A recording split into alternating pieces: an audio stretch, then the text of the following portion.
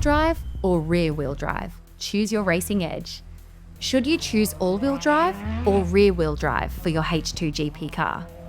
All-wheel drive gives better traction, especially on tight corners or slippery tracks, while rear-wheel drive offers higher speed and lower rolling resistance, ideal for straight-line dominance.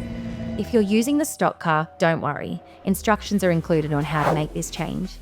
Follow the guide to configure the drivetrain to suit your racing style. Test both setups during practice to find the perfect balance between speed and control for your track. Small adjustments can lead to big wins.